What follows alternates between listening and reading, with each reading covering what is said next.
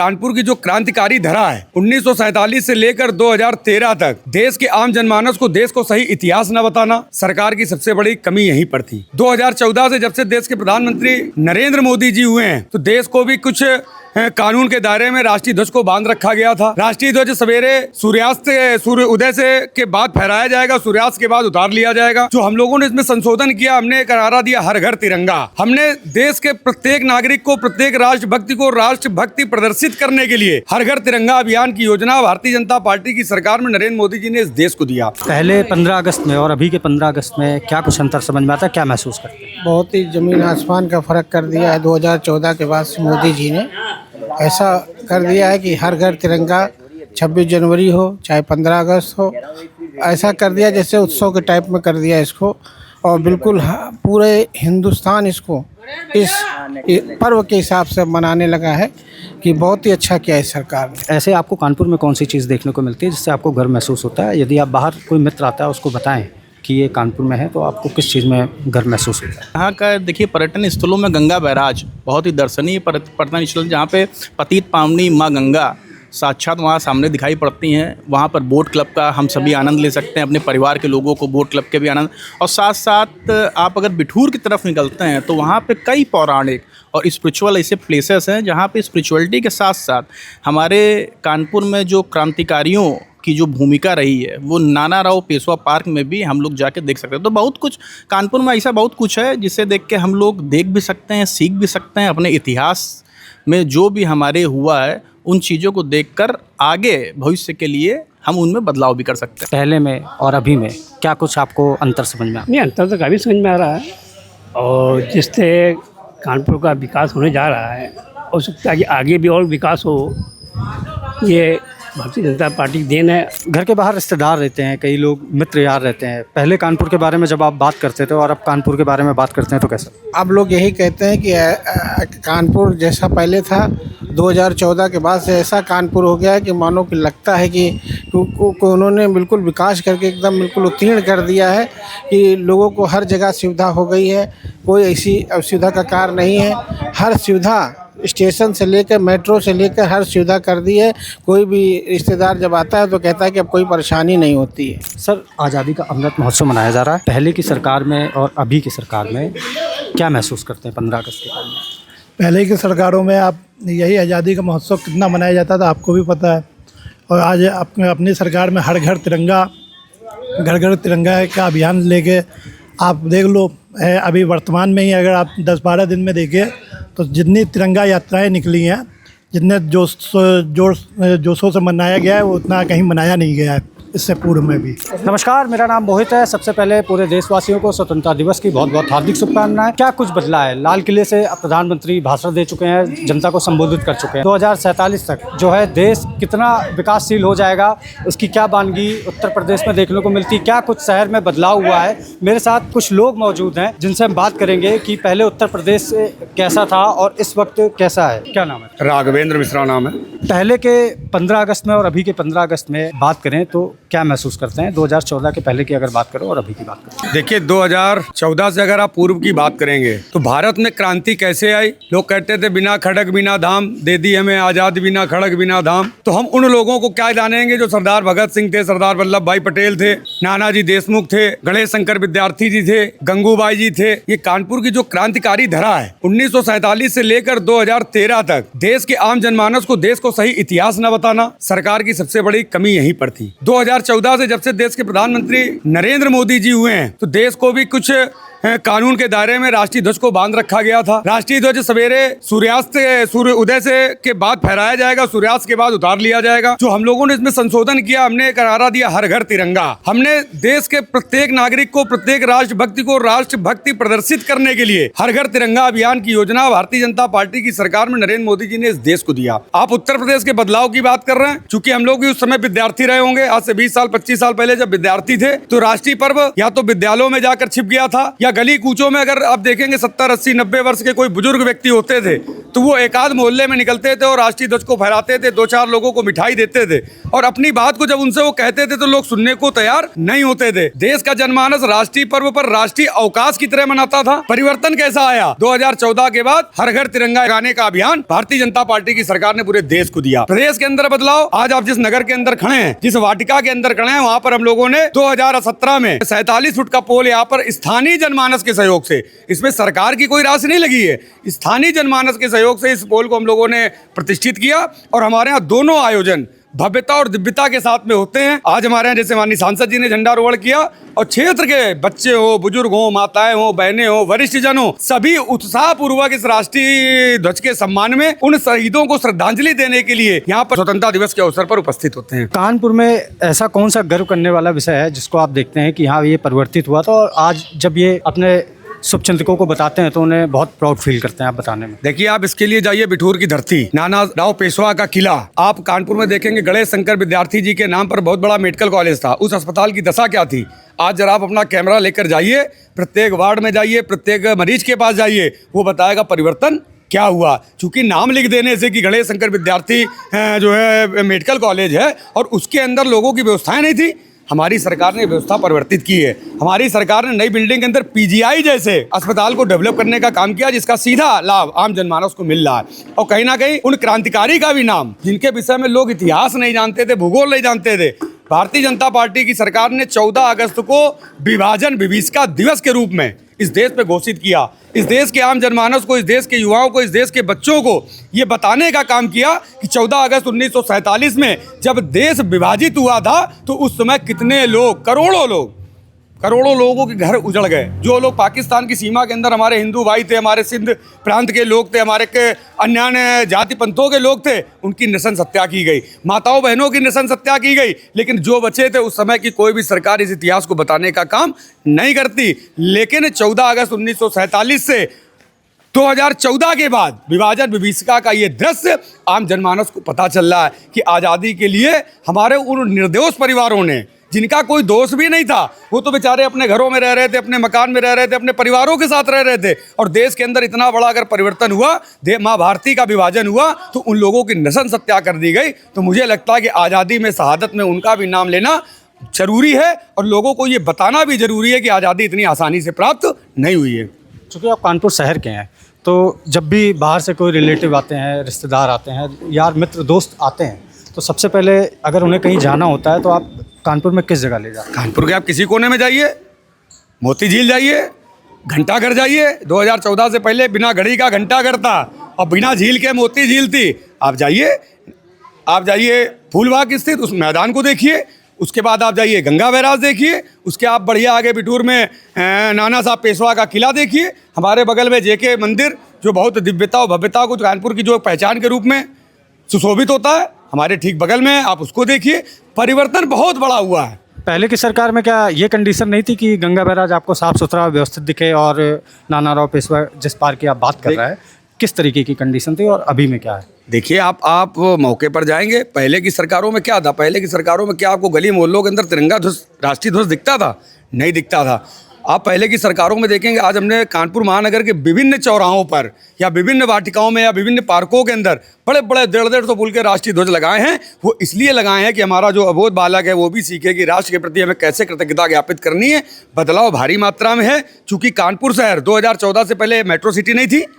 माननीय सांसद मुरली मनोहर जोशी के रूप में हम लोगों ने जिनको पाया था, उनकी दृष्टि से कानपुर को मेट्रो सिटी का नाम दिया गया, कानपुर को स्मार्ट सिटी का दर्जा दिया गया। हाँ, चूंकि आज हमारे विपक्षी चिल्लाते जरूर है कि 1 घंटे पानी गिर गया, ये हो गया, वो हो गया, लेकिन जब काम चल रहा है, 2014 से पहले पानियों के लोग नाव पे भी चलने के लिए सोचते थे, लेकिन आज बहुत बड़ा परिवर्तन है। हाँ, चूंकि कुछ व्यवधान आ सकते हैं, जलभराव को लेकर आ सकते हैं, तमाम हमारे विकास की योजनाएं कानपुर शहर में चल रही हैं, जिसकी वजह से भी कहीं ना कहीं व्यवधान है। निश्चित रूप से 6 महीने के अंदर आपको कानपुर का वो मॉडल स्वरूप दिखेगा जो दिखना चाहिए था। हमारे साथ यहाँ पे कुछ और भी लोग मौजूद हैं, बात करने की कोशिश करेंगे। सर, क्या नाम है आपका? नीरज कुमार।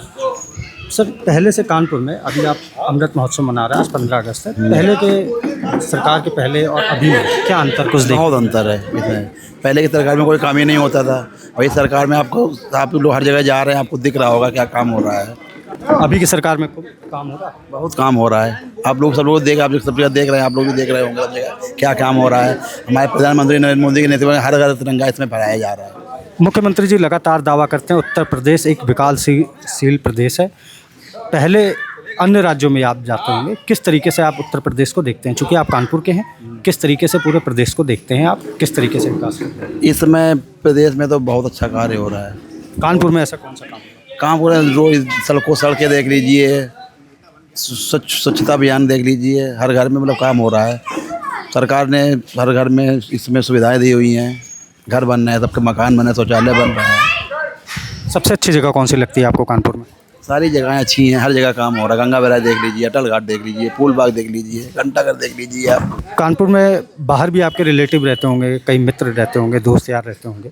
जब पहले कानपुर के बारे में क्या सोचते थे, कभी अब बात होती है कानपुर के बारे में? बहुत बात होती है। क्या बात करते पहले की सरकार में बहुत ज़्यादा कुछ नहीं हुआ करता था। अब इस समय हम सब जगह जाते हैं, रिश्तेदार में तो बताते हैं वहाँ पे कि बहुत सारी सरकार में काम हो रहे हैं। मेरे साथ कुछ और लोग मौजूद हैं, यहाँ पे बात करने की कोशिश करेंगे। सर क्या नाम है आपका? वास्य त्रिपाठी। सर, आज़ादी का अमृत महोत्सव मनाया जा रहा है।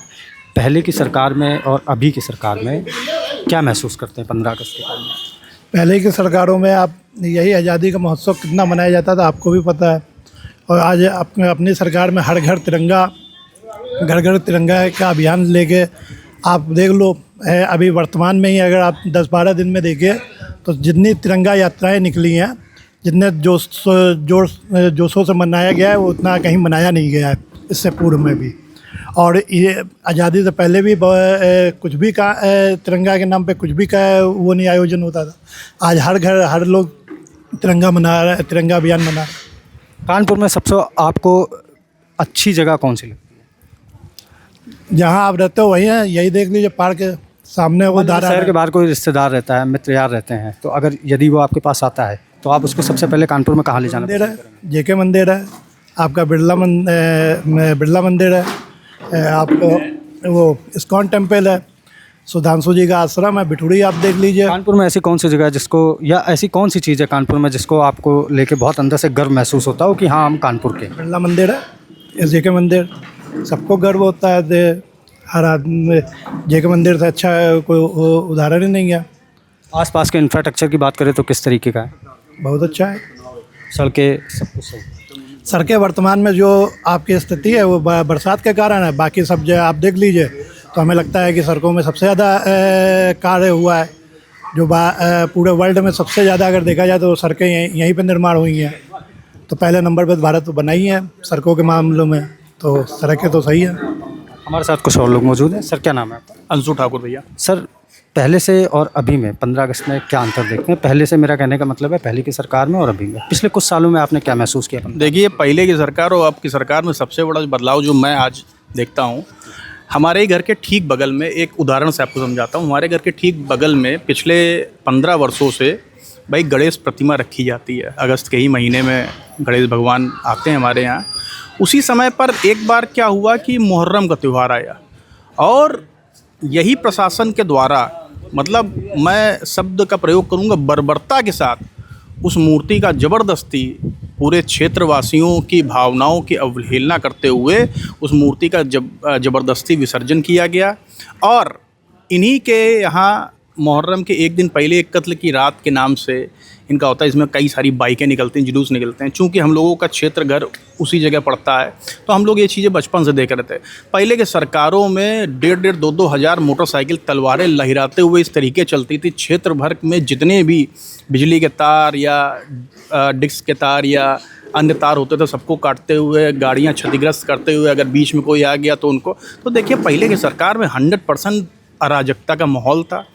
आज वर्तमान की अगर आप बात करिए, जैसे आज हम सभी लोग 15 अगस्त मना रहे हैं। 15 अगस्त में भारतीय जनता पार्टी ने हर घर तिरंगा अभियान के तहत हर घर में जाके तिरंगा बांटने का काम किया, आम जन तक तिरंगे पहुंचाने का काम किया। मुझको केवल आप ये बताइए, क्या हम ही एक ऐसी पार्टी हैं जो हर घर तिरंगा पहुंचाने का कार्य करें? बाकी अन्य दल भी हैं, समाजवादी पार्टी है, बसपा सरकार है, अन्य दल हैं। उनको किसने रोका था? क्या ये देश उनका नहीं है? क्या ये देश के अंदर उनका राजनीतिक दल नहीं है? वे भी तिरंगा बांट सकते थे। तो इससे स्पष्ट होता है कि भारतीय जनता पार्टी की जो सरकार है, जो वर्तमान सरकार है, वो देशवासियों के साथ साथ यहाँ के जो आम जनमानस है उनके लिए भी निचले पायदान से सोचने का कार्य करती है। जी। पहले के जो कानपुर में जिस तरीके से प्रधानमंत्री मुख्य योगी आदित्यनाथ बोलते हैं कि प्रदेश में लगातार जो है विकास हो रहा है, सड़कें हों चाहे कुछ भी हो, ऐसे आपको कानपुर में कौन सी चीज़ देखने को मिलती है जिससे आपको गर्व महसूस होता है? यदि आप बाहर कोई मित्र आता है उसको बताएं कि ये कानपुर में है तो आपको किस चीज़ में गर्व महसूस होता है? देखिए, कानपुर में मेट्रो बनने के पहले यहाँ की सड़कों की स्थिति वास्तविकता में बहुत ख़राब थी। आज कानपुर में जैसे आम जनमानस की एक बहुत कॉमन समस्या है, वो कह रहे हैं कि गड्ढे हो गए हैं, सड़कें ख़राब हो गई हैं, तो मैं केवल एक बात कहना चाहूँगा कि जो हमारा व्यक्तिगत घर भी होता है, अगर हम उसमें रेनोवेशन का काम भी कराते हैं तो ऐसा तो होता नहीं है कि एक ही दिन में रेनोवेशन हो जाता है। घर में टूट फूट होती है, समस्या होती है कुछ दिनों के बाद, पर उसके बाद जब घर निखर के सामने आता है तो हम सबको प्रसन्नता का अनुभव होता है। ठीक उसी प्रकार से ये शहर भी इस समय बदलाव के दौर से गुजर रहा है, और मैं निश्चित रूप से इस बात से सभी को अवगत कराना चाहता हूँ कि कुछ ही माह के भीतर ये शहर इस तरह से चमकता दिखाई पड़ेगा जिस तरह हमारी सरकार कहती है कि ये एक मेट्रो सिटी है, ये एक स्मार्ट सिटी है, तो वास्तविकता में कानपुर की जनता भी इस चीज़ को देखेगी। अगर आप कानपुर के स्थलों की बात करिए तो यहाँ का देखिए, पर्यटन स्थलों में गंगा बैराज बहुत ही दर्शनीय पर्यटन स्थल, जहाँ पे पतित पावनी माँ गंगा साक्षात वहाँ सामने दिखाई पड़ती हैं। वहाँ पर बोट क्लब का हम सभी आनंद ले सकते हैं, अपने परिवार के लोगों को बोट क्लब के भी आनंद, और साथ साथ आप अगर बिठूर की तरफ निकलते हैं तो वहाँ पे कई पौराणिक और स्पिरिचुअल ऐसे प्लेसेस हैं जहाँ पे स्पिरिचुअलिटी के साथ साथ हमारे कानपुर में जो क्रांतिकारियों की जो भूमिका रही है वो नाना राव पेशवा पार्क में भी हम लोग जाके देख सकते हैं। तो बहुत कुछ कानपुर में ऐसा बहुत कुछ है जिसे देख के हम लोग देख भी सकते हैं, सीख भी सकते हैं, अपने इतिहास में जो भी हमारे हुआ है उन चीज़ों को देखकर आगे भविष्य के लिए हम उनमें बदलाव भी कर सकते हैं। कभी कोई ऐसा व्यक्ति मिलता है जो आपसे कहता है कि कानपुर अब पहले से बहुत ज़्यादा बदल गया है? हाँ, बहुत सारे लोग मिलते हैं, उनमें मैं भी एक हूँ, और कानपुर वास्तविकता में बहुत सारा बदल गया। हमारी आंखों के सामने हम आज आपको बता रहे हैं कि हम विष्णुपुरी की तरफ रहते हैं, गंगा बैराज मेरे ही घर के पास में है। एक से एक समय था जब वहाँ पर शाम को 7 बजे के बाद कई सारी महिलाएं, कई सारे पुरुष शौच के लिए रोडों के किनारे बैठते थे।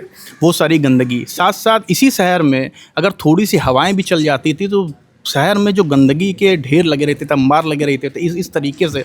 और इसी शहर में जब लाइटें आती थी तो 7-7 दिन 10-10 दिन के लिए अवकाश हो जाता था। हम लोग उस समय बच्चों के रूप में थे, तो उस समय हम लोग इसका भी आनंद लेते थे। तो ऐसा नहीं है, शहर में बहुत सारे बदलाव हुए हैं और आगे भी निश्चित तौर पे बहुत सारे बदलाव होंगे। क्या लगता है किसकी देन है ये सब कुछ? निश्चित तौर से भारतीय जनता पार्टी की देन है, उसमें कोई इफ बट की बात ही नहीं है। भारतीय जनता पार्टी की सरकार आने के बाद यहाँ पर मजबूत कानून व्यवस्था के साथ साथ इंफ्रास्ट्रक्चर पे भी बहुत सारा काम हुआ है। हमारे साथ यहाँ पे कुछ और लोग मौजूद हैं, उनसे बात करने की कोशिश करेंगे। पहले शहर में और अभी में क्या अंतर कुछ देखने को मिलता है? बहुत आपने कई सरकारें देखी होंगी। बहुत अंतर है। बहुत पहले से जो थी सरकारें, अब आजकल देखिए सफाई है, और बहुत कुछ अंतर है। बस इंफ्रास्ट्रक्चर में अंतर देखने को मिलता है। जी।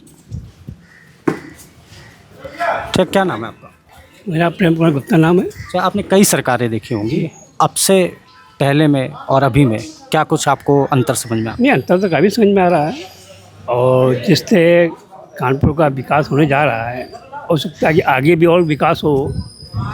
ये भारतीय जनता पार्टी की देन है, और यहाँ का जो भी संसद है और भी जो भी वो आपके मुख्यमंत्री हैं, इन्होंने बहुत प्रयास कर रहे हैं कि ये कानपुर को और भी अच्छा उद्योग नगरी बनाया जाए, और हो सकता है ये कुछ सालों में ये यहाँ पे इसके प्रोग्रेस हो सके।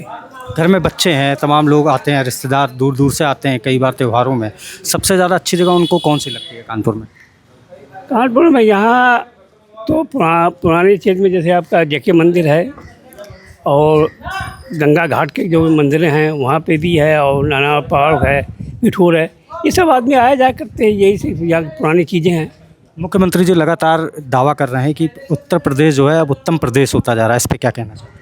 नहीं, उन्होंने बहुत कोशिश की और आगे भी वो कोशिश करेंगे। हो सकता है कि 2-4 सालों में और भी अच्छा कानपुर बने, और लघु उद्योग का भी इन्होंने बहुत आगे प्रसार करना है, जिससे यहाँ का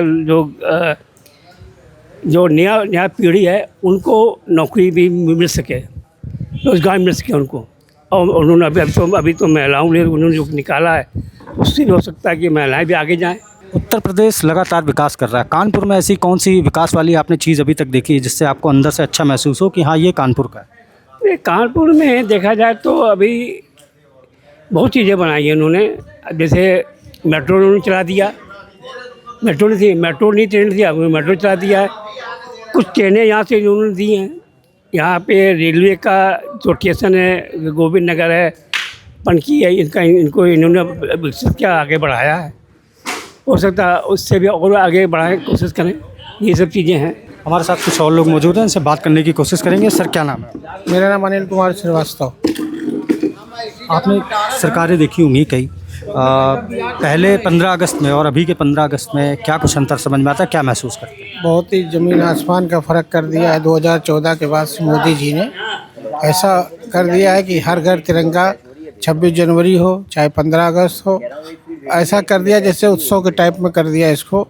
और बिल्कुल पूरे हिंदुस्तान इसको इस पर्व के हिसाब से मनाने लगा है कि बहुत ही अच्छा किया है सरकार ने। हर घर तिरंगा अभियान चला करके उन्होंने ऐसा कार्य किया है जिसका हम बयान नहीं कर सकते। मोदी जी ने ऐसा कार्य किया। मुख्यमंत्री जी लगातार दावा कर रहे हैं कि उत्तर प्रदेश अब उत्तम प्रदेश हो चुका है। इसको देखते हुए आपको कानपुर में सबसे अच्छी जगह कौन सी लगती है? अब देखिए, उन्होंने गंगा बैराज बनाया, मेट्रो बना दिया, ठीक है, अस्पतालों को सुरक्षित कर दिया है और धीरे धीरे वो विकास की तरफ बढ़ते चले जा रहे हैं। और कहीं ना कहीं तो ऐसा होता ही है कि मतलब किसी विभाग द्वारा कोई कार्य ना किए जाने से उसमें सरकार को दोष नहीं दिया जा सकता है, लेकिन विभागीय कार्रवाई नहीं होती है, इस वजह से सरकार को दोष दिया जाता है। इसमें सरकार को कोई दोष नहीं, सरकार अपना कार्य कर रही है, बढ़िया तरीके से कर रही है, हर योजनाओं के साथ कर रही है। ऐसा कोई कार्य नहीं है कि जो ये सरकार ना कर रही हो। देश के लिए बहुत ही उत्तम और कानपुर के लिए बहुत उत्तम काम कर रही है। घर के बाहर रिश्तेदार रहते हैं, कई लोग मित्र यार रहते हैं। पहले कानपुर के बारे में जब आप बात करते थे और अब कानपुर के बारे में बात करते हैं तो कैसा? अब लोग यही कहते हैं कि कानपुर जैसा पहले था 2014 के बाद से ऐसा कानपुर हो गया है कि मानो कि लगता है कि उन्होंने बिल्कुल विकास करके एकदम बिल्कुल उत्तीर्ण कर दिया है कि लोगों को हर जगह सुविधा हो गई है। कोई ऐसी असुविधा का कार्य नहीं है। हर सुविधा स्टेशन से लेकर मेट्रो से लेकर हर सुविधा कर दी है। कोई भी रिश्तेदार जब आता है तो कहता है कि अब कोई परेशानी नहीं होती है। ये थे हमारे साथ कुछ लोग जिनके लिए संस्कृति और सभ्यता बहुत महत्वपूर्ण है, किसी के लिए इंफ्रास्ट्रक्चर जो है वो बहुत महत्वपूर्ण है। कैमरा पर्सन विशाल के साथ मोहित गौर, खबर बाइट, कानपुर।